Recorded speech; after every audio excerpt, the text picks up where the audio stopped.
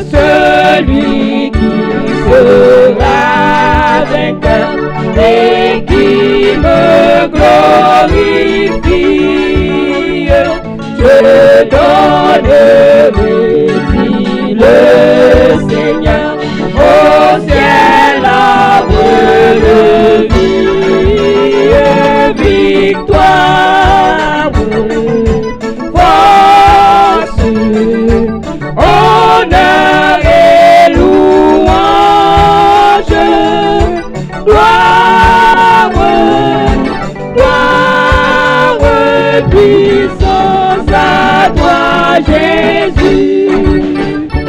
Un caillou blanc, un nom nouveau et la manne cachée lui seront donnés par l'agneau. Sa promesse est scellée, victoire, force, honneur et louange, gloire, puissance à toi, Jésus. Revêtement,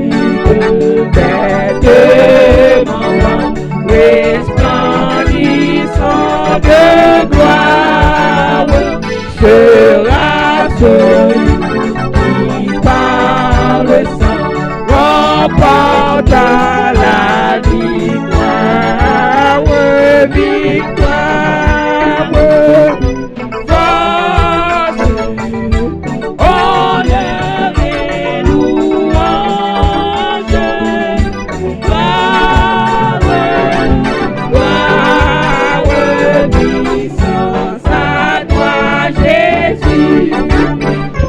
Avec lui, celui qui vaincra s'assiera sur son trône, et le servant qui recevra l'immortelle couronne, victoire, force, honneur et louange, gloire, puissance à toi, Jésus. Un caillou blanc, un nom nouveau et la manne cachée lui seront donnés par l'agneau. Sa promesse est scellée, victoire, force, honneur et louange, gloire, puissance à toi, Jésus. Avec lui, celui qui vaincra s'assiera sur son trône, et de sa vie recevra l'immortelle couronne, victoire, force, honneur et louange, gloire, puissance à toi, Jésus.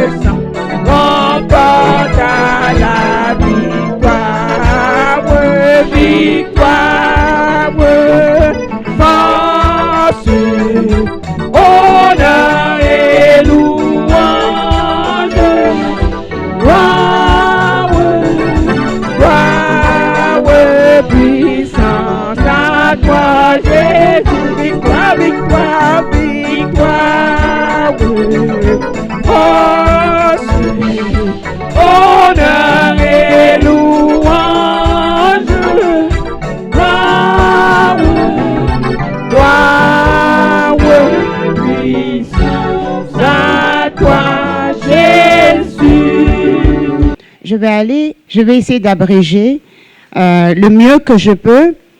Aujourd'hui, peut-être que vous allez m'aimer un peu moins parce que en toute chose, nous sommes à l'église, nous nous basons sur... Je n'invente rien. Tout ce que je prends ici, c'est écrit dans la Bible. Et donc, soyons dans la vérité, c'est-à-dire écartons l'hypocrisie. Amen. Je bénis Dieu pour cet instant parce que au début, je voulais parler de ce qu'on parle d'habitude. Aimez-vous les uns les autres. Alléluia, tout le monde va bien. Mais il m'est arrivé quelque chose dans ma famille et ça m'a beaucoup appris. Et c'est des réalités que je vis, des douleurs que maintenant, moi et ma famille, nous vivons. Mais nous allons nous en sortir. Pourquoi? Parce que nous avons un libérateur qui est... Amen. Oh non, vous n'avez pas de force. Qui est qui? Jésus. Jésus est merveilleux. Je vous dis, trouvez courage dans toute épreuve. Parce que dans toute épreuve, vous allez trouver une solution. La réponse est dedans. Dans la douleur, c'est dedans, je vous dis. Il faut juste être quand même assez courageux. Alors, pour commencer, je voulais appeler cet enseignement la face obscure de la famille. Malheureusement, mais ce sont des réalités. Quand je dis obscure, ce n'est pas pour décourager qui que ce soit. S'il y a l'obscurité, il y a certainement la lumière. Et il n'y a pas assez d'obscurité dans ce monde pour que la lumière ne puisse pas régner. Ce n'est pas possible. Nous avons Dieu. Donc, acceptez que nous puissions parler aussi de cette obscurité. Comme ça nous permet de nous en sortir. Amen. Donc, c'est quand même un sujet d'encouragement. Ce n'est rien de... Amen. Alors, j'ai été fouillée et je me dis, mais la cause du lien sanguin familial qui nous lie, nous sommes aussi des fois malheureusement liés à certains blocages des malédictions, vous savez tout ça, n'est-ce pas? Et nous nous posons, des fois on se pose la question, mais pourquoi est-ce que moi c'est comme ça? Pourquoi est-ce que dans ma famille il y a ces choses-là qui arrivent? Mon père était comme ça, ma mère était comme ça. Vous n'avez pas remarqué que des fois quand vous parlez de quelque chose qui vous arrive, vous avez tendance à regarder en arrière. Ah, mais oui, mais tel aussi dans ma famille, il y avait ça. Amen. Ces choses-là ne sont pas en vain. On va aller, vous verrez que des fois, vous constaterez qu'il y a certaines choses récurrentes, c'est-à-dire qui se répètent dans la famille. Ce n'est pas une bonne chose. Nous sommes des enfants de Dieu. Nous avons des yeux. Nos yeux spirituels viennent du Saint-Esprit. Amen. The Holy Ghost is real. Le Saint-Esprit est réel. Quand la Bible vous dit que c'est une personne, c'est une personne. Moi, quand je parle au Saint-Esprit, mais je lui parle comme je vous parle à vous. Il n'y a rien de mystérieux là-dedans. C'est vraiment une personne. Et nous pouvons certainement en sortir par le sang de Jésus. Alors, quand on cite... Ma chérie, tu es prête? Parce qu'il y en a pas mal. Hein? Let's go. Alors, 1 Pierre 1, 18 à 19. 1 Pierre 1, 18 à 19. Sachant que ce n'est pas par des choses périssables, par de l'argent ou de l'or, que vous avez été rachetés de là.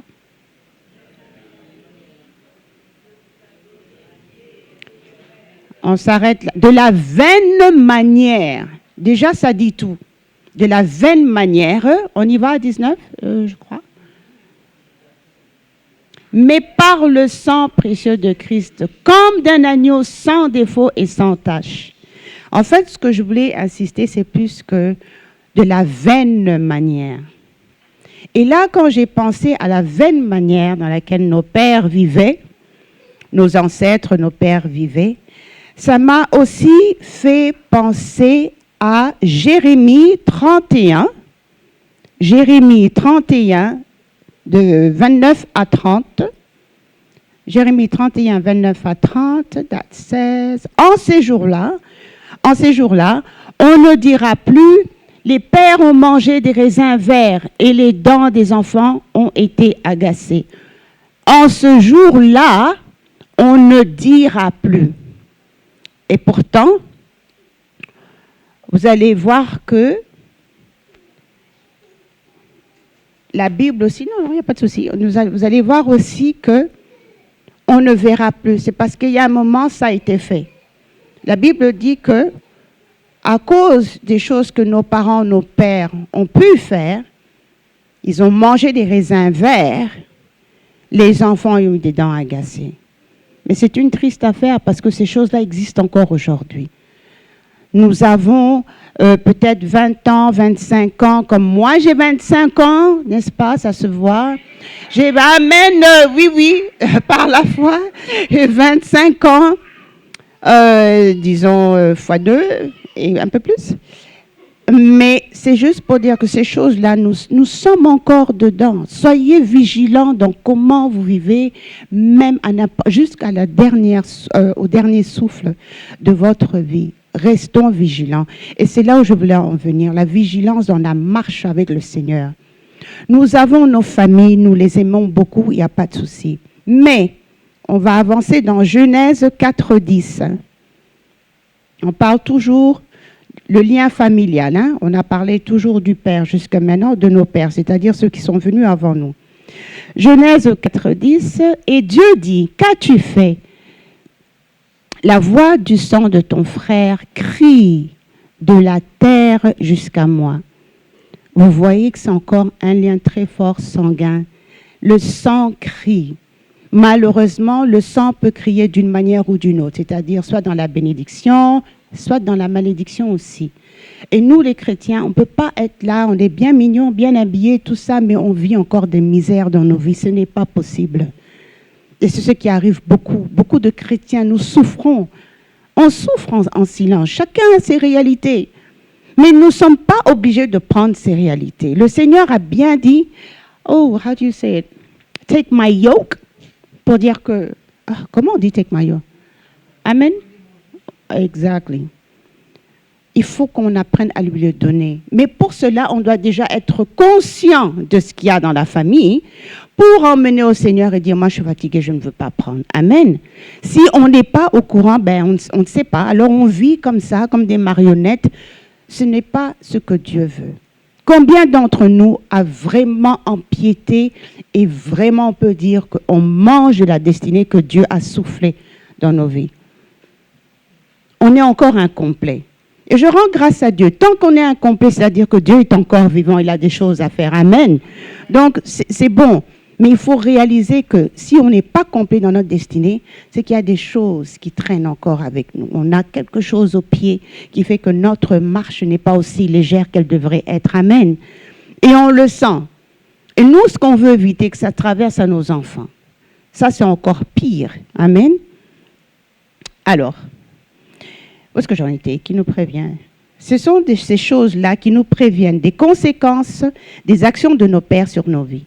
Celles-ci crient encore dans nos vies si nous ne prenons pas conscience. Mais qui nous avons choisi, qui est Yeshua Mashiach, notre Jésus-Christ, nous pouvons facilement nous en détacher. Je arrive ici avec un exemple que je suis venue à... Et malheureusement, je n'ai pas beaucoup de temps, mais cet enseignement est magnifique, ce que Dieu a pu me montrer. Je vais aller dans l'exemple de Terah. Pour ceux qui connaissent Terah, Terah, c'est le père d'Abraham. Amen. Et nous parlons beaucoup d'Abraham, évidemment, c'est le père de la foi. Amen. Mais est-ce que vous savez que Terah, le père d'Abraham, lui-même, ce n'est pas un homme de foi? Terah, même son nom lui-même, veut dire le retard. Donc c'est quelqu'un, Terah, il travaillait certainement avec l'obscurité. C'est un idolâtre en fait. Bon, maintenant toi tu veux suivre Jésus, mais ton père est un Terah. C'est-à-dire un retard, un blocage, une difficulté. Tout ce qui fait traîner où toi tu dois aller, il y en a un qui est derrière. Pourquoi? Il est de la famille. Et son sang a des droits sur le tien. Amen. Si vous n'acceptez pas Jésus-Christ, ces choses-là vont encore venir réclamer chez vous. Ce sont des réalités qui sont là, on ne peut pas se mentir, c'est là. Amen. C'est pour ça que quand on est là, le sang de Jésus, est-ce que vous prenez au sérieux le sang de Jésus? Parce que le sang de Jésus est une ADN incompatible. Sauf si toi tu l'acceptes. Là maintenant, toi et Jésus, vous êtes compatibles. Mais sinon, ces choses-là vont continuer à vous suivre, je vous dis. Parce que Abraham, le père de la foi qu'on appelle Abraham, tout ça, mais Abraham vient d'où? S'il faut aller loin, il vient lui-même. Il était idolâtre, en fait, à cause de son sang. Amen. Et donc Terah veut dire retard en hébreu. Et Terah, j'ai cru comprendre que Terah veut dire aussi un lieu désertique. Mais nous connaissons dans nos vies des lieux désertiques. En tout cas, moi, je sais que des fois, les finances, c'est un peu désertique. Hein? C'est la vérité. Mais il y a d'autres choses qui sont désertiques. Et il faut vous poser la question, pourquoi est-ce que ça m'arrive? Et ça peut être n'importe quoi, un mariage, ça peut être une dame qui veut avoir des enfants, ça peut être n'importe quoi. Nos enfants désertiques dans le sens que ça n'avance pas, les études, ils sont des bandits, tout ça. Ce sont des terrasses, ce sont des choses qui vous empêchent à entrer dans la destinée réelle que Dieu avait déjà prononcée avant même que vous soyez dans le ventre de votre maman. Amen. Ok. Donc, on va voir aussi, Terah était le père d'Abraham et le grand-père de Lot. On va voir ça dans Genèse 11, 27. Genèse 11, 27. Voici la postérité de Terah. Terah engendra Abraham, Nacor et Haran. Haran engendra Lot. Jusqu'à 32, je m'excuse, de 27 à 32, sorry. De 27 à 32. Et Haran mourut en présence de Terah, son père, au pays de la naissance à Ur et Chaldée. Abraham et Nacor prirent des femmes. Le nom de la femme d'Abraham était Sarai et le nom de la femme de Nacor était Milka, fille d'Haran, père de Milka et père de Tchiska. Sarai était stérile, elle n'avait point d'enfant. 31. Terah prit Abraham son fils et Lot, fils d'Haran, fils de son fils et Sarai, sa belle-fille, femme d'Abraham son fils. Ils sortirent ensemble d'Ur et Chaldée pour aller au pays de Canaan. Ils vinrent jusqu'à Charan et ils y habitèrent. 32. Les jours de Terah furent de 205 ans et Terah mourut à Charan. Vous vous rendez compte que Terah, qui est, disons, la malédiction, le blocage, les difficultés, le retard, amen, il sort de où il était et il emmenait sa famille pour aller à Canaan, right? Maintenant, Canaan, que nous savons, on appelle ça le pays du miel, du lait et du miel. C'est une terre de promesses. Terah, lui, il emmène tout le monde, ainsi que, évidemment, Abraham, qui est son fils. Nous avançons. Terah servait donc d'autres dieux. Vous allez voir maintenant que le problème, moi, ce que j'ai été découvrir dans cet enseignement, quand le Seigneur me parlait, en fait, quand je gribouille, c'est parce que Dieu me parle. Alors, des fois, I don't make sense, mais quand je suis ici, je sais quoi vous dire. J'attends juste que le Saint-Esprit me donne et puis moi, je vous donne. C'est comme ça que je fonctionne. Alors, mes notes, c'est un peu brouillon, c'est parce que je m'apprête et j'écoute et j'écris. Je suis complètement en transe quand j'écris. Mais j'ai été dans une profondeur, je dis, c'est pas possible. The devil is a liar. Le diable est un menteur. Il n'a rien inventé. Ce que Dieu a prononcé dans ta vie, il faut que ça arrive. C'est obligé. Vous aurez des retards, vous aurez des détours. Comme maintenant, quand vous allez à Montréal, c'est pas possible de conduire. Il y a des détours partout, des constructions. Mais pourtant, vous voulez aller là. Mais vous avez tout ça qui arrive. Maintenant, ça nous arrive ici à Toronto. Regardez Terah. Donc, Terah, il est le père. Donc, Terah est le père du père de la foi. Amen. Donc, la malédiction, tout ça. Mais lui, il va à Canaan. Je ne sais pas ce qu'il allait faire, peut-être je n'ai pas approfondi là-dedans. Ce n'est pas ça que Dieu m'a donné. Donc lui, il s'en va, il emmène toute sa famille. Ainsi, dedans, il y a Abraham. Est-ce que vous croyez vraiment que Terah savait qu'Abraham est vraiment il va devenir ce qu'il est pour nous aujourd'hui? Il ne savait pas. Vous voyez comment l'ennemi va? Il s'entête à vous donner des trucs et il ne sait pas que de l'autre côté, Dieu a déjà son plan. Donc tout ce qu'il fait là, c'est pour rien. En fait, c'est pour vous retarder, vous impressionner. Si vous ne tenez pas dans la foi, mes frères et sœurs, vous allez tomber pour rien. L'autre côté, Dieu vous attend. Amen. Donc il emmène et je me disais, mais Seigneur, Abraham, il avait quel âge pour commencer à suivre son papa comme ça? Mais moi, j'ai suivi mes parents. Mes parents ont beaucoup voyagé, mais j'étais toujours derrière eux.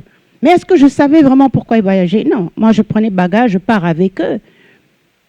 Mais Dieu savait que malgré le sang de Terah qui coulait dans ses veines, Dieu allait l'arracher et l'emmener dans son vrai but. C'est pour revenir à ce que, des fois, ce qui vous arrive là, c'est pour votre bénédiction. Mais ça n'a pas l'air, en fait, ça n'a pas l'air.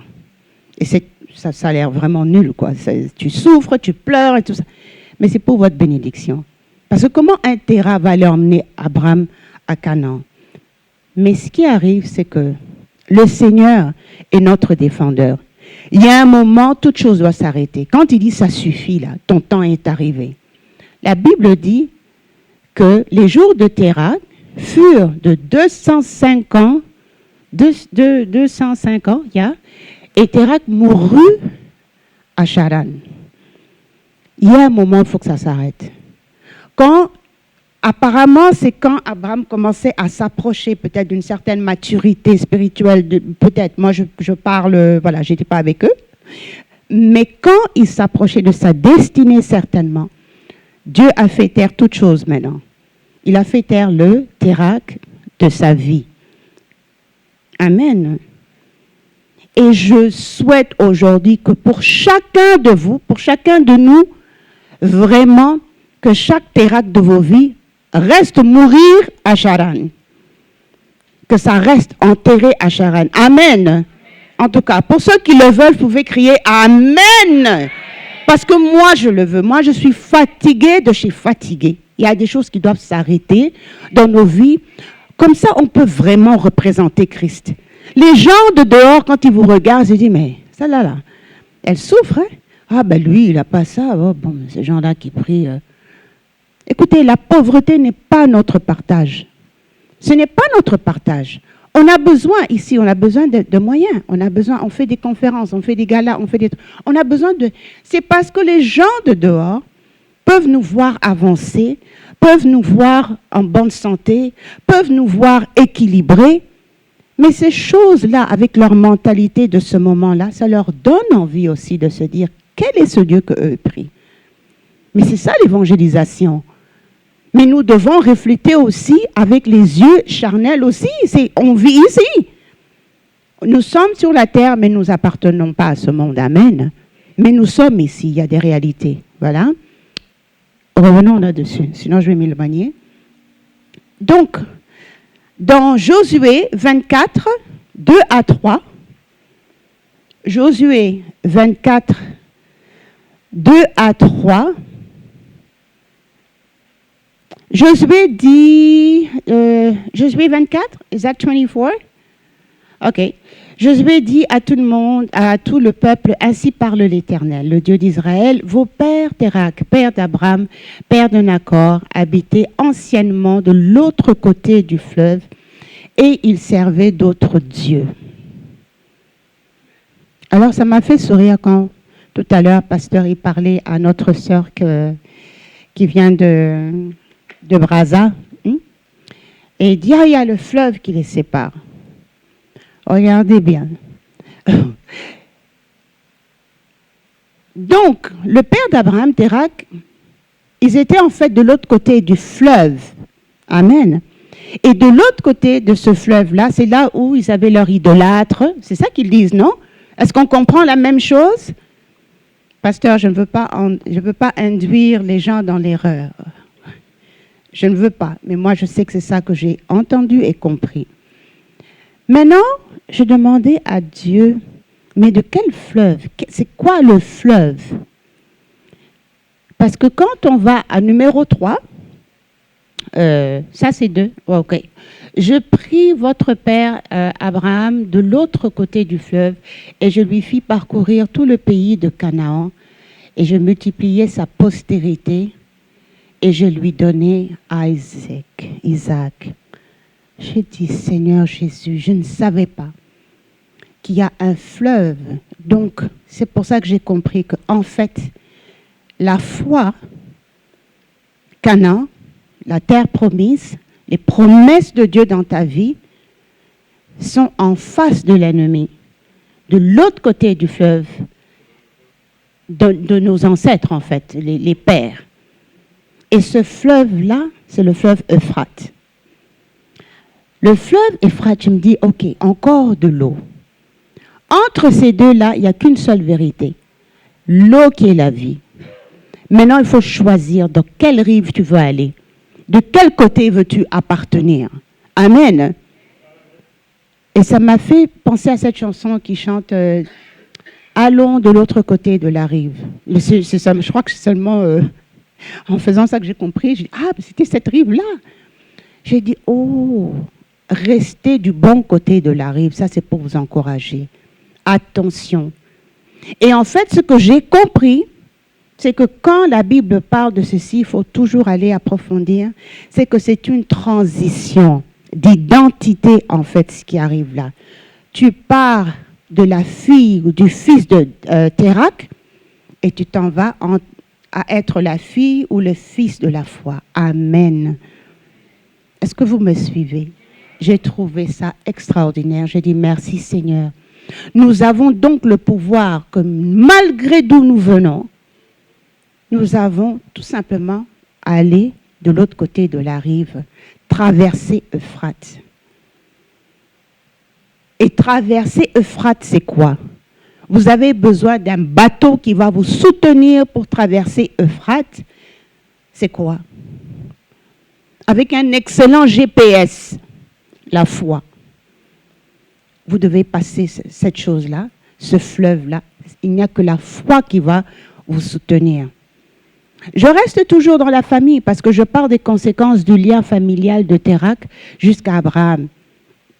Abraham, jusqu'à maintenant, il n'est toujours pas Abraham, il est Abraham. Amen. Mais s'il faut s'approfondir même, c'est que le choix que vous faites vous donne aussi une nouvelle identité. De toute façon, en Jésus-Christ, nous sommes une nouvelle créature. Mais ça sort aussi, ça sort de là. Mais il y a tellement d'enseignements, la Bible est riche, vous ne pouvez pas savoir. C'est la même chose même avec la descendance de Jésus. Les gens sont là, oui, mais qu'est-ce que de bien peut sortir de Nazareth? Mais quand vous regardez vraiment la descendance de Jésus, il n'y a rien, c'est pas glorieux. Mais quand vous regardez le résultat de ce qu'il est aujourd'hui, on ne peut pas vivre sans lui. En tout cas, moi, je ne sais pas. Vivre sans Jésus, impossible. Oubliez ça, ça n'existe pas. Amen. Donc, le fleuve Euphrate représente une délimitation entre la terre promise et la limite de la domination de nos ennemis. C'est ça, Euphrate. Et c'est ça dont il parle. Qu'en face, il y avait Canaan, juste en face de Canaan, les ennemis vont toujours se mettre en face de vous. C'est pour observer. Ne lui laissez pas la porte ouverte. Amen. Fermez vos portes, parce que l'ennemi est aux aguets. Satan est aux aguets. Il ne dort pas. Il ne dort pas. Alors, nous, chrétiens, on ne peut pas sommeiller. Réveillez-vous dans la nuit. Allez prier. Levez-vous le matin. Confessez, annulez avant de sortir de votre porte. Faites-le. Quand vous conduisez, vous prenez la voiture, on dirait que tout... Aujourd'hui, on est en train de prier pour la sœur Maryse. Elle a été épargnée. Mais si ce n'était pas une femme de prière ou si ce n'était pas quelqu'un que l'Église soutient, elle serait où aujourd'hui? On ne sait pas ces choses-là. Il ne faut pas jouer. Gardez votre vie de prière en vous-même. Ne soyez pas comme les pharisiens. Moi, je prie. Alors, tout le monde doit savoir que tu pries. Ça ne veut rien dire. Faites-le dans votre chambre, comme la Bible dit, ferme ta porte à double tour, monte. Et le Père va t'entendre. Amen. Alors, c'était pour vous montrer le lien de famille qui est entre Térak et Abraham. Comme vous et moi, on vient de certaines familles avec certaines charges. Nous ne sommes pas obligés de payer ces charges-là. Ça regarde à eux. Et c'est pour ça qu'au début, quand je disais que la Bible dit « En ces jours-là, vous ne verrez plus ». Pourquoi? C'est parce que maintenant que tu as changé de rive, chacun va être responsable de ses péchés. Si toi, tu pêches, c'est toi. C'est plus « Oh, maman avait péché, papa avait péché, moi je paye encore ». Malgré que j'ai commencé à penser, j'y mets. Il a vécu 205 ans. Vous savez ce que ça veut dire? Ça veut dire que l'ennemi va s'acharner sur vos vies. 205 ans, ce n'est pas demain, hein? C'est 205 ans. Donc, vous voyez comment l'ennemi est mauvais à s'acharner et être sûr que tu sois détruit. 250, c'est pour nous montrer la dureté et la durée de l'ennemi, comment il s'entête. Nous aussi, on dresse un autel. Si vous remarquez bien dans les déplacements d'Abraham, il a toujours mis un autel, là où il passait. Lisez, parce que c'est là où on ne peut pas. Il met un autel. C'est pour dire quoi? Seigneur, souviens-toi de moi. Souviens-toi de moi. Faites-le dans vos maisons. Faites un autel dans vos vies. Faites quelque chose, même pour les enfants. Dressez un autel. Ces choses-là, ça crie aussi. Pendant que peut-être les Térak essayent de se lever, que ta vie soit je ne sais pas comment, toi aussi tu peux aller prendre ton autel du Seigneur. Souviens-toi, moi j'avais déposé ça. Ça aussi, ça va crier. Mais j'aime Dieu, hein? Est-ce que vous voyez comment il tourne tout ce que l'ennemi a voulu faire, vous détruire? Lui, il tourne ça en bien. Térak était en train de l'accompagner. On va à Canaan comme ça. Or qu'il ne sait pas que dans le secret, dans le fond, il y avait déjà le père de la foi qui était en train de naître.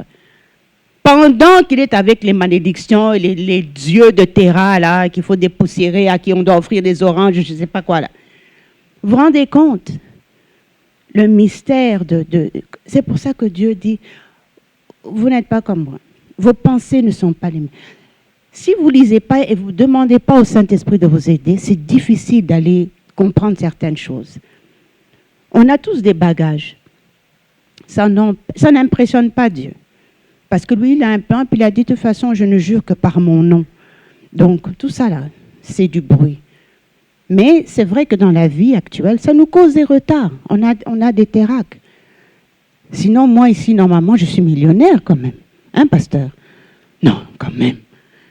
On est tous quelque part, on a un point culminant qu'on doit atteindre. Mais on doit se muscler dans la foi. Amen? Non, non, non, non, non, non. Satan est un menteur. Et je vais vous dire pourquoi je vous dis ça. Et j'ouvre une parenthèse. C'est exactement ce qui nous arrive dans ma famille là en ce moment. Mais une histoire de folie. Pour vous dire que la famille, soyez vigilants, mais ayez la révélation. Voilà. Ayez la révélation. Si vous remarquez qu'un membre de famille est un Térak dans vos vies, lâchez-le. Qu'il reste mourir à Charan. Qu'il reste là. Non, non, non, soyez intransigeants. C'est votre vie. Maintenant, vous avez des enfants. Oh, c'est parce que c'est ma tante, je l'aime. Oh, donc, alors maintenant, tes enfants doivent commencer à payer à cause de... C'est pas possible. Il faut apprendre à se lever et dire non, non, ça va aller. Priez pour eux de loin. Comme ça, qu'ils viennent aussi à Christ et se dire, on va arrêter ça. Mais priez pour eux de loin. N'allez pas prendre café avec eux. Ça n'a rien à voir. Ne vous asseyez pas à la table des moqueurs. Et ces gens-là se moquent de Dieu comme il faut. Parce qu'ils se moquent de vous. Maintenant, toi, tu es enfant de Dieu. Amen. Ce n'est pas pour détruire la famille, mais c'est pour filtrer la famille, qu'on soit dans le propre et avancer dans notre destinée. Alors après, je me dis, bon, Téra et sa famille, ils sortent de Ur, ils vont à Canaan. Donc Téra qui meurt à Charan, pardon. Il ne meurt pas à Canaan, parce que Dieu ne permettra pas que l'ennemi te suive jusqu'à des fois dans ta bénédiction. Assez, c'est assez. Il y a une fin à toute chose. Et la Bible dit par rapport à ça, quand il dit 205 ans, ce n'est pas la Bible qui dit que malgré toutes choses, the morning will still come. Même si la nuit est longue. Est-ce que ce n'est pas ça que ça dit ici? Je connais la Bible, hein? Est-ce que ce n'est pas ça que ça dit? Les jours de Térak, j'ai rien à prouver, mais je vous le dis. Les jours de Térak furent de 205 ans et Térak mourut à Charan. Est-ce que ça ne veut pas dire que même si la nuit est longue, le matin viendra? Ça dit quoi? Le matin viendra certainement. C'est ça le mot certainement, pour dire que la parole de Dieu ne passe pas. Il n'y a rien qui passe. Mais ça peut être long, parce que l'ennemi aussi s'entête. Alors en avançant, afin que c'est que... Voilà. C'est déjà fait. Alors, mais la même famille de Terah était donc idolâtre, mais Abraham, père de la foi. Une vraie transition spirituelle qui nous est donnée et dont nous pouvons aussi traverser notre Euphrate. Whatever tu dois traverser, traverse-le par la foi. Ça, c'est ton GPS.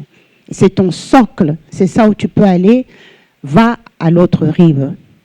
Et je vais passer à la dernière partie. On va aller dans Genèse 12, 1 à 7. Genèse 12, 1 à 7. Mais je me suis dit, mais attends, Abraham, il n'a pas compris ce qui lui est arrivé ou quoi? Il a été délivré de la mort de son père, mais il n'a pas compris, on dirait. Et ça nous arrive souvent. Les choses nous arrivent, mais pourquoi? Et tout ça. Mais tu ne sais pas que c'est une délivrance, en fait. Térak, il est resté à Charan. Lui, il avançait vers Canaan. Parce que le Seigneur avait son agenda propre par rapport à ta vie. Amen. Il y a ton nom sur l'agenda du Seigneur. Il y a ton propre nom. Mais pour ça, il fallait laisser Térak.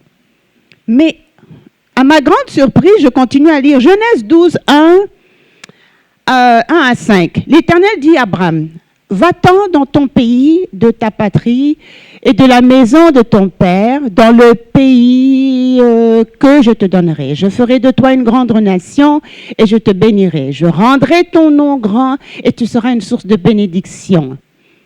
Je bénirai ceux qui te béniront et je maudirai ceux qui te maudiront et toutes les familles de la terre seront bénies en toi. » On avance. Abraham partit comme l'Éternel le lui avait dit. Et Lot partit avec lui. Abraham était âgé de 75 ans lorsqu'il sortit de Charan. Abraham prit Sarai, sa femme, et Lot, fils de son frère, et tous les biens qu'il possédait et les serviteurs qu'il avait acquis à Charan. Serviteurs, ok. Ils partirent pour aller dans le pays de Canaan, et ils arrivèrent au pays de Canaan. 6. Abraham parcourut le pays jusqu'au lieu de Sichem, jusqu'aux chênes de Morée. Les Cananéens étaient alors dans le pays. Et l'Éternel apparut à Abraham et dit, « Je donnerai ce pays à ta postérité. » Et Abraham bâtit l'autel. Maintenant, quand on recule, le Seigneur dit, pour aller plus vite, le Seigneur dit, mais je bénirai ceux qui te bénissent, je bénis. Je me suis dit, ok, est-ce que vous voyez que quand vous entretenez votre Térak, c'est que les autres aussi en pâtissent dans votre famille, alors ça n'aide pas. Vos enfants peuvent en prendre le coup, votre environnement en prend le coup. Parce que Dieu aussi, il dit que moi, je vais faire ça et toi, tu seras une bénédiction pour toute ta famille. C'est-à-dire qu'il y a une tendance d'influence. Amen. Il y a de l'influence. Nous sommes des personnes qui sont supposées influencer, mais dans le bien. On ne peut pas rester là. Moi, je n'aime pas être dans l'ombre. Je vais vous dire pourquoi. Je suis faite de lumière. Amen. Mais confessez-le pour vous, ce n'est pas de la prétention. Je suis faite de lumière parce que Jésus est lumière et il vit en moi. Amen. Alors quand je sors, je dois projeter de la lumière. Mais Je fais comment si je suis constamment avec un terrac? Et c'est pour ça que je vois que je me suis dit, ah tiens, c'est vrai. Il n'y a pas que moi. Moi, je suis maintenant responsable de ma famille. Vous êtes des Abraham de la famille. Certains des Moïse, certains des Joseph. Oui ou non? Bon, ben c'est ça qui arrive. C'est quand Dieu dit, je bénirai ceux qui sont avec toi. Je bénirai ta famille. Je dis, ah, à partir de qui? À partir de toi. Amen. Bon, donc on s'est compris. On avance, j'essaye d'avancer vite. Mais c'est toute une passion, hein. Il faut lire. C'est pas mal. Donc je me disais, mais donc Abraham n'a pas compris ou quoi? Parce que il emmène tout le monde, et il prend les casseroles, il prend les chameaux, il prend tout le monde, et il prend qui? Il prend Lot. Je dis, mais il fait exprès ou quoi? Pourquoi il prend Lot? Le neveu, c'est la famille, tu sais, mon père a tellement fait, son père aussi m'a envoyé à l'école, donc je prends son enfant, je suis chargée, et on commence à prendre des responsabilités, hein? Non, mais en plus, il se ressemble, t'as vu, donc je dois le prendre. Est-ce que tu te rends compte de qui tu prends avec toi? Dans ta destinée, là. À cause de quoi? À cause des sentiments. Et comme beaucoup de pasteurs congolais aiment dire, le sentiment. Ce que tu sens te ment. C'est très congolais, laisse tomber. Très congolais, ils aiment ça. Mais c'est la vérité. Les émotions nous mentent. Parce que ça nous biaise. Hein? Alors, il faut faire attention. Non, écoutez, c'est quand même l'enfant de ma soeur. Oui, mais c'est une charge qui ne va pas t'emmener dans la destinée. Et là, maintenant, à nos 50 ans, à nos 20 ans, whatever, j'ai pas le temps. Moi, je dois avancer, là. Il prend avec qui? Il prend l'autre. Ou il va à Canaan. Mais attends, est-ce que Dieu a dit, est-ce que c'est pas Dieu qui a dit que, qu'est-ce que Dieu dit? Ils sont tous, mais ils ne sont pas, voilà. Tout le monde n'est pas appelé. Tout le monde n'est pas choisi. Il y a des compagnies que vous devez avoir dans vos vies qui sont saisonnières. Vous ne voulez pas comprendre ça. Moi, j'ai appris à dire non. Oui, moi, on me prend pour une dure. Ouais, bon, elle est très carrée. Non, non, je ne suis pas carrée. Je n'ai pas ton temps parce que je vois maintenant que toi, tu es une pierre d'achoppement pour moi. L'autre est une pierre d'achoppement. Mais lisez la Bible, l'autre, mais qu'est-ce qu'il fait là? Je dis, mais Abraham n'a pas compris avec Térac. Nous avons besoin de sagesse. Nous avons besoin que Dieu nous prête sagesse. Nous avons besoin de nous muscler dans la foi. Nous avons besoin, pour pouvoir comprendre ces choses-là. Moi, j'ai dû en baver avant de venir parler ici. C'est bien joli, mais j'ai dû apprendre le mal que, soi-disant, des amis, soi-disant, la famille peut te faire. Donc, ce n'est pas gratuit quand je viens parler ici. Là, j'ai payé mon prix aussi. Amen. Est-ce que vous me suivez? Oh, j'ai entendu le petit amen d'un enfant. Ah, amen, chérie, amen. Ah, si toi tu dis amen, moi je prends alors. Eux là, André, ils dorment. Bon. Mais la vérité, c'est ça. Hein? On doit faire attention. Les gens qu'on emmène, nos amis. Non, c'est mon ami. Donc, tu jures sur quoi? Tu jures sur quoi, bon sang? Lui-même, peut-être, ne sait même pas qu'il est en train de te faire du mal. Il est utilisé. Parce qu'ils ne savent pas. On ne sait pas tout.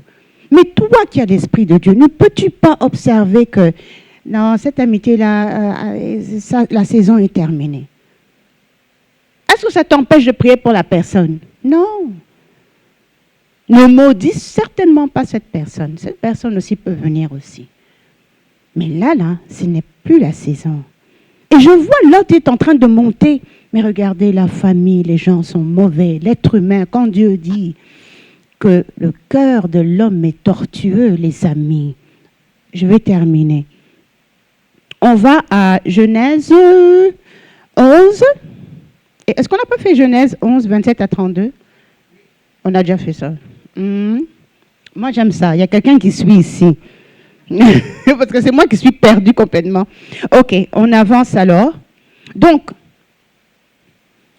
pendant que Dieu bénit Abraham, lui, ramène encore une charge. Il ramène Lot. On a compris. Jusqu'à là, allé bien, hein, jusqu'à là. Lot est là. Le père meurt, tant pis, hein, grand-père, salut. On avance.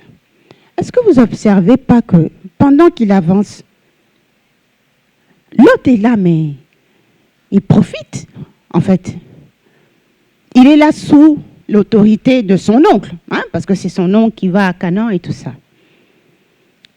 Mais quand vint la famine, allons dans Genèse 12, verset 10.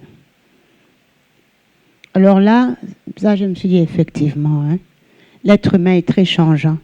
Quand tout va bien, alléluia, ma sœur, tu es belle, merveilleuse. Ah, mon frère, ah, je ferai tout pour toi. Ou un homme qui veut une fiancée. Oh, tu es blonde aux yeux bleus, même si cette femme est 3 fois plus noire que moi, des yeux noirs. Mais, et toi aussi, tu t'en vas croire. C'est pas possible quand même. Écoutez ça, 12, mais c'est la vérité. Frère, tu ris. Elle n'est pas blonde aux yeux bleus. Il rit. Genèse 12, versets 10 à 20. Il y eut une famine dans le pays et Abraham descendit en Égypte pour y séjourner car la famine était grande dans le pays. 11, verset 11. On est 10 à 20, hein, chérie, donc on fait 10 à 20, ok? Alors, comme il était prêt d'entrer en Égypte, il dit à Sarai, sa femme, voici, je sais que tu es une belle femme de figure. Quand les Égyptiens te verront, ils diront, c'est sa femme, et ils me tueront et te laisseront la vie. Allez-y, 13. Je te prie que tu es ma sœur, afin que je sois bien traitée à cause de toi et que mon âme vive grâce à toi. Lorsqu'Abraham fut arrivé en Égypte, les Égyptiens virent que sa femme était fort belle. Les grands de Pharaon la virent ainsi et vantèrent à Pharaon, et la femme fut emmenée dans la maison de Pharaon. Il traita bien Abraham à cause d'elle, et Abraham reçut des brebis, des bœufs, des ânes, des serviteurs et des servantes, des ânesses et des chameaux. Bon, j'aurais mis du cash, mais c'est pas grave. Mais l'Éternel frappa de grands plaies Pharaon et sa maison au sujet de Sarai, femme d'Abraham. Alors, Pharaon appela Abraham et dit, « Qu'est-ce que tu m'as fait? Pourquoi ne m'as-tu pas déclaré que c'est ta femme? Pourquoi as-tu dit que c'est ma sœur? Aussi, l'ai-je prise pour ma femme? Maintenant, voici ta femme, prends-la et va-t'en. » Et Pharaon donna ordre à ses gens de le renvoyer, lui, sa femme et tout ce qui lui appartenait. La famine va vous faire des bêtises. Ça va vous faire des bêtises. Abraham a failli sortir d'une promesse incroyable. Comment tu t'en vas donner ta femme? Tu dis, mais non, c'est ta sœur. Non, que la famille, je vous dis que la pauvreté ne doit pas être notre partage. Voici ce que ça fait faire aux gens. Ça va vous escroquer, ça va... Les gens sont bizarres quand ils ont faim, quand ils sont... Voilà. Le frère, là, lui, on dirait, il sait, hein, parce que la façon de dire... Bon, c'est ça. La famine, ça donne ça. On s'écarte, on avance. On avance. Genèse 13, et ça c'est ma conclusion, que c'est vrai que la pauvreté ne doit pas être notre partage. Faites très attention quand vous êtes pauvre, parce que le cœur commence à pencher à d'autres choses que vous n'auriez jamais peut-être fait avant. Il faut refuser la pauvreté. Il faut vraiment confesser. On dit toujours que l'or et l'argent appartiennent au Seigneur, mais nous avons encore des comptes qui ne sont pas assez pleins. On doit travailler dessus. On doit prier, se détacher de certaines choses, et puis on doit entrer dans l'innovation. Ce n'est pas Dieu qui va descendre te donner l'argent. Non, non, non, non. Je cherche du travail. Ah, Dieu va me donner du travail. Mais tu es au fauteuil, tu n'as pas de résumé fait. Tu regardes Netflix jusqu'à fatiguer, mais tu n'as pas de résumé. Là, il faut... Si tu fais un pas, Dieu va te rejoindre avec 2 pas. Parce qu'il sait que nous sommes limités. Amen. Mais que la pauvreté, la famine, ça donne à Abraham à faire des bêtises comme ça. Mais Lot, pour terminer, je suis en train de terminer. Lot était là, hein? Il avait faim aussi. Mais est-ce que ce n'est pas Lot qui a commencé à jouir des bœufs, des ânesses, des chameaux, des serviteurs? Il est là. Lot, qu'est-ce qu'il fait? Son cœur tortueux est en train de regarder, est en train de calculer tes biens. Il regarde qu'est-ce que tu as. La famille. Vous avez des esprits moniteurs, hein, des fois. Lot, à ce moment-là, en est un. Il regarde tout est bien. Oh, il a ça, il a ça. Ok, ça va. Lot voyageait, donc il avance avec son oncle, comme beaucoup de nos membres de famille. On les aide, on fait ceci. Et parce qu'on les aide, on se dit, parce que tu aides, ils se disent, oh, mais ma sœur, elle a beaucoup d'argent. Non, non. Je t'aide parce que tu es la famille, pas parce que j'ai beaucoup d'argent. Si moi, je vais te raconter ce que je traverse, tu ne vas même pas me croire. Amen. Oui. La sœur, elle sait, quelqu'un est en train de lui demander tout le temps de l'argent là-bas. Non. Et la Bible dit, quand vous lisez le verset 6, ça dit que ça avait des biens considérables. Donc, il y avait beaucoup. On leur a donné tellement que, tu vois, Lot aussi, il en a profité, quoi. Et le verset 8 donne la sagesse. C'est le Seigneur qui donne la sagesse à Abraham. Si on va au verset 8, je m'excuse, ok. Il n'y a point, je te prie, de dispute entre toi et moi, ni entre mes bergers et tes bergers, car nous sommes frères. Ça, c'est la sagesse qui parle. Ça, c'est Abraham qui dit, on ne veut pas de querelle entre familles. Si c'est ça, là, prends tes affaires, hein, on peut se séparer. Séparons-nous. Toi, tu vas à gauche, moi, je vais à droite. Tu vas à droite, je vais à gauche. C'est pour éviter les problèmes. Séparez-vous des lots. Ce sont des profiteurs dans vos vies. Ce sont des sensus. Ils sont en train de vous voler vos bénédictions. Et vous ne le savez pas. Au nom de quoi? Au nom de la famille, au nom du lien, au nom de l'amitié. Ça peut être. Arrêtez ces histoires-là. Arrêtez. Il y a des lots parmi nous, dans nos environnements. Et si tu demandes à Dieu, Dieu va te montrer qui est qui. Et vous allez voir, c'est des gens généralement, oh, mais tu as une belle robe, hein, elle est verte et bleue. Moi, j'aurais aimé en avoir une, hein, mais bon. C'est bien pour toi, hein, elle est verte et bleue, hein, c'est bien. Ça, c'est pas quelqu'un qui t'aime, hein. C'est quelqu'un qui est en train de se comparer, en train de calculer son truc. C'est vrai. Pourquoi tu peux pas dire à quelqu'un, oh, t'es belle, j'aime beaucoup, point barre. Ah, mais moi, si c'était moi, j'aurais mis peut-être de l'orange, on t'a rien demandé. Ça, c'est des gens qui sont envieux. Comme les Lot ici, ils sont en train de calculer. Amen. Vous allez observer l'attitude maintenant de Lot au verset 10. La Bible est claire là-dessus. Et c'est la famille, hein? On parle du neveu, hein? Du père de la foi. Le verset 10, Lot leva les yeux. Donc, ils se séparent. Ils sont prêts à se séparer, non, pasteur? Lot leva les yeux. Vous savez, c'est quoi? J'ai dit, c'est pas possible. Avant que l'Éternel eût détruit Sodome et Gomorrhe, c'était jusqu'à Tsoar, comme un jardin de l'Éternel, comme dans le pays d'Égypte.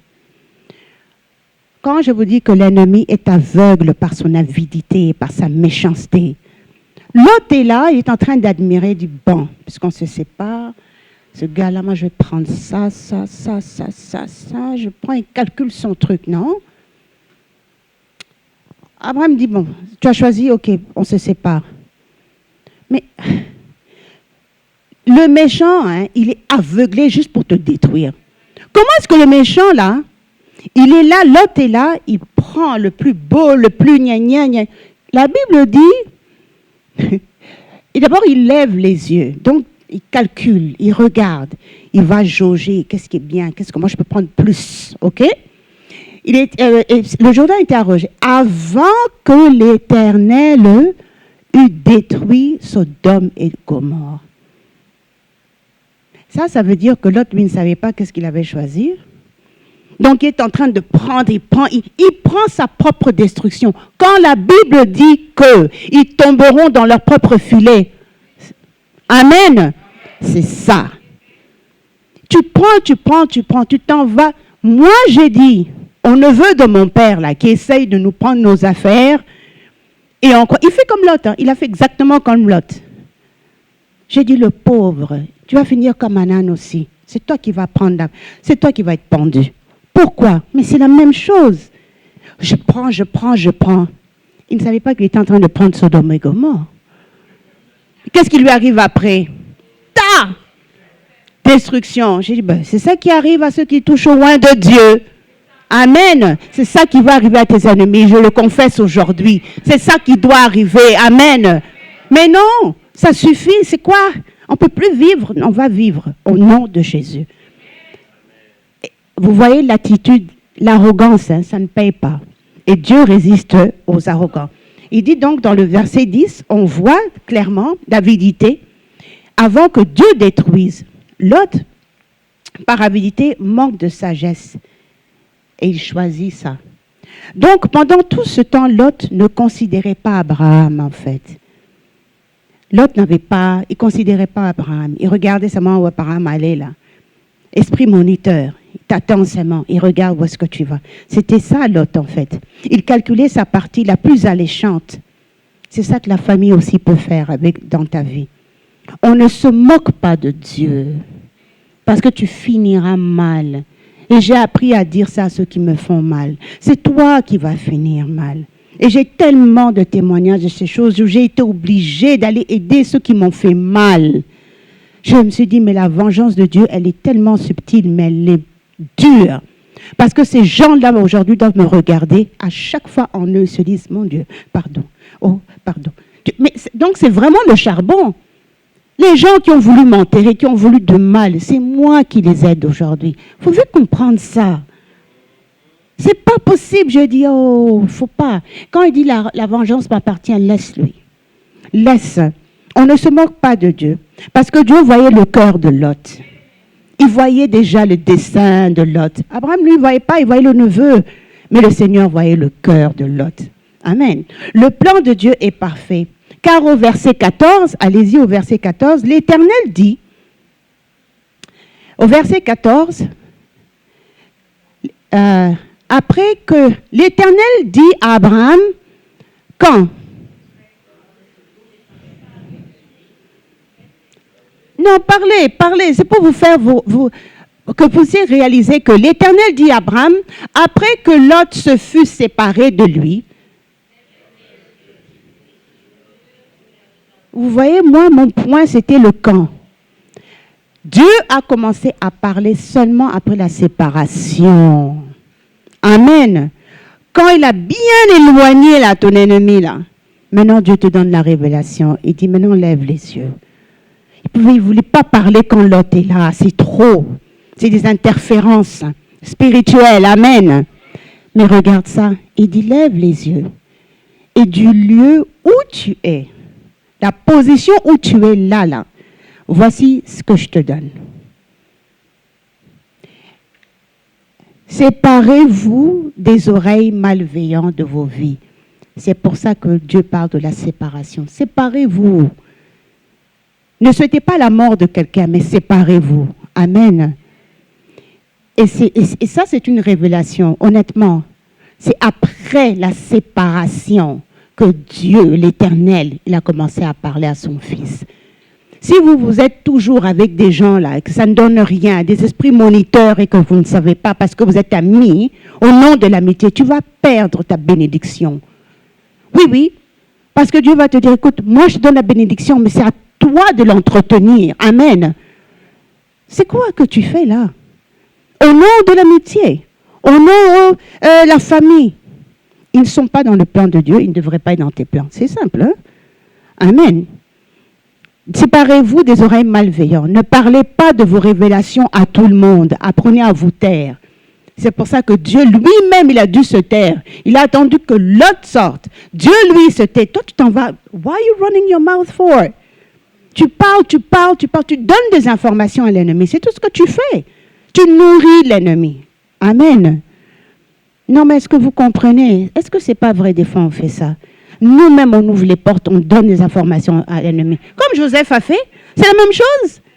Frères et sœurs, Joseph parle aux gens, tais-toi. Dieu lui-même, il se tait. Il attend la séparation, là, il commence à parler à son serviteur. Et il lui dit qu'est-ce qui lui appartient. Il commence à donner les détails.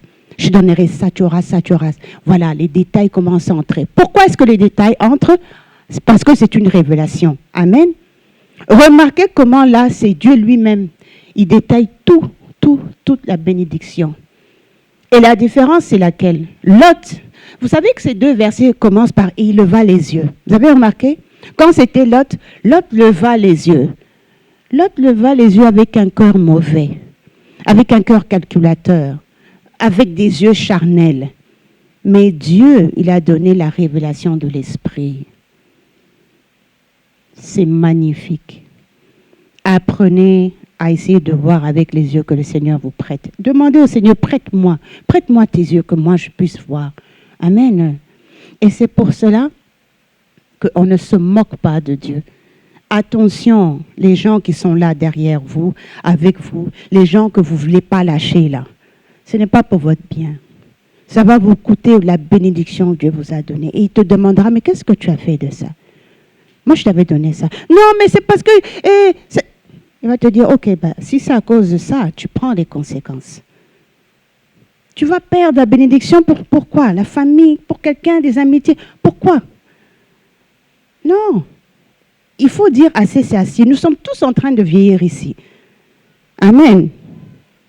Et l'autre, il regardait avec les yeux charnels. Dieu a prêté l'esprit de la révélation à son serviteur. C'est comme ça qu'il a pu donner. Alors, ayons l'esprit de discernement. Je ne dis pas qu'avec la famille, il ne faut pas donner, il faut être mauvais. Je ne suis pas en train de dire ça. Mais si vous avez les yeux de Dieu par le discernement, vous savez à qui vous pouvez donner, vous pouvez aider. Là, vous êtes en train d'investir spirituellement. Là, vous allez sauver l'âme de quelqu'un. Mais si c'est avec des yeux calculateurs, oublie ça là. Amen. Comme ça, vous pourrez protéger vos bénédictions de certaines réclamations familiales. Ça va faire barrage. Parce que Dieu est toujours plus fort. Amen. En tout cas, débarrassez-vous de vos lots et de vos terrains de vos vies. Soyez bénis. Amen. Amen.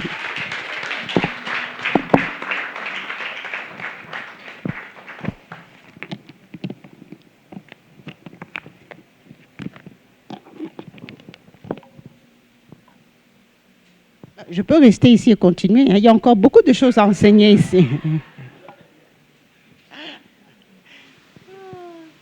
Soyez bénis. Merci pour votre patience. J'ai dépassé. Mais c'était important. Amen. Merci, pasteur. Nous allons entendre Frère Reste en quelques mots de remerciement.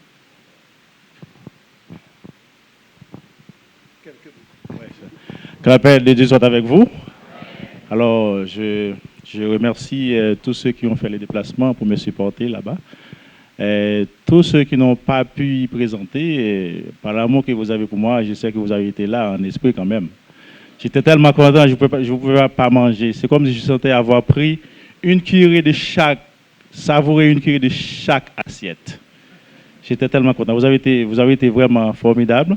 Alors, encore une fois, merci, que Dieu vous bénisse et restez en collaboration. Que Dieu vous bénisse. Merci.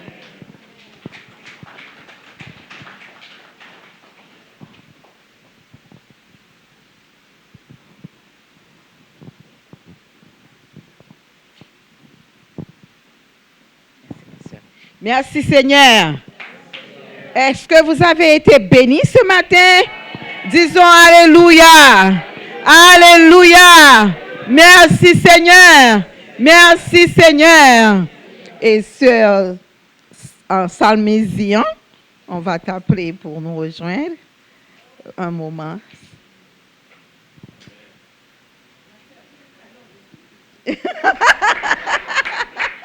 La prochaine fois, tu vas pas être alors. La prochaine fois, je viens en t'appeler. Non, ça va pas. Frère Christopher. Christopher. Merci. On a préparé un tout petit panier pour toi pour te dire merci. Merci pour ton support, ta présence, tout l'effort que tu as fait pour nous. Et nous avons été bénis ce matin. Que Dieu te bénisse abondamment, sœur Zian. Je prends. Amen. Merci beaucoup.